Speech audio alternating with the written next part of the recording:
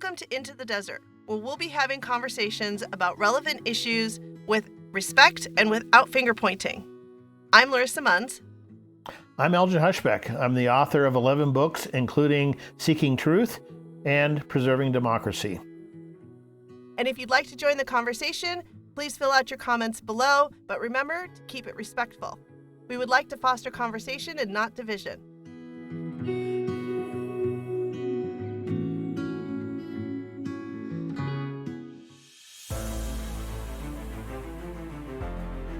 One of the most problematic and misunderstood portions of the original Constitution is the infamous 3/5 Compromise.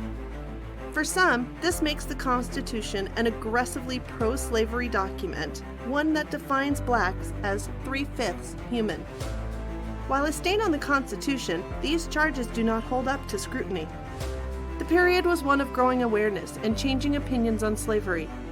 Early in his life, Benjamin Franklin owned slaves, but over time came to see the evil of slavery, calling it an atrocious debasement of human nature. By the time of the Constitutional Convention, Franklin was the president of a society that works to abolish slavery and improve the lives of former slaves. The original idea for the 3/5 Compromise came from a tax proposed under the Articles of Confederation. The plan was to determine the tax obligations for various states based on the population, including slaves. The North wanted all the slaves counted, the South wanted none. Northern states objected. It is our duty to lay every discouragement on the importation of slaves. After several other ratios were rejected, eventually they settled on 3/5. The parallels were immediately apparent when the issue of proportional representation came up at the convention. Yet now the sides were reversed. The South wanted to count slaves. The Northern states argued that since the slaves could not vote, they should not be counted. Since many of the convention's members had taken part in Congress's debates, the 3/5 Compromise surfaced early.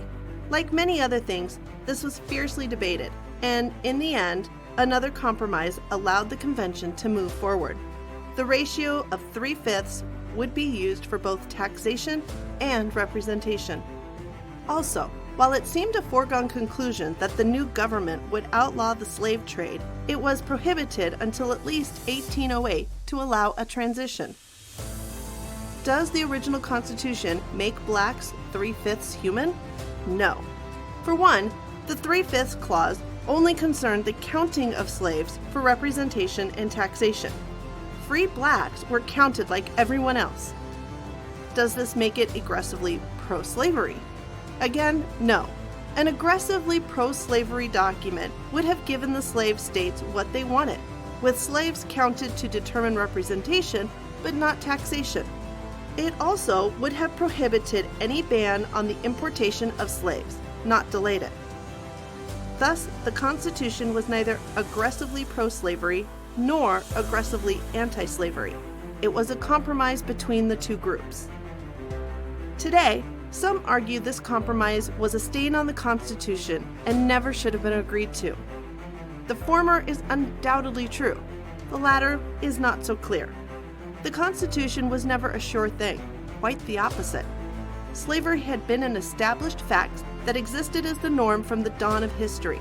It has not been completely eradicated even today. At the time of the convention, the abolitionist movement was new and growing. Many at the convention believed wrongly, as it turned out, that slavery would die out in a few decades. There would have been no United States without the compromise. Alternative history is always difficult. We know how hard it was for the United States to finally abolish slavery, and then later abolish Jim Crow laws and establish civil rights. Given this history, it is difficult to imagine a divided America would have abolished slavery any sooner. This is the problem with compromise. Neither side gets all of what they want. A half-century later, Stephen Douglas, in the Lincoln-Douglas debates, would argue for maintaining the compromise of free states and slave states. He claimed that the entire nation would not have been all free without the compromise, rather would have been all slave. Would that have been better?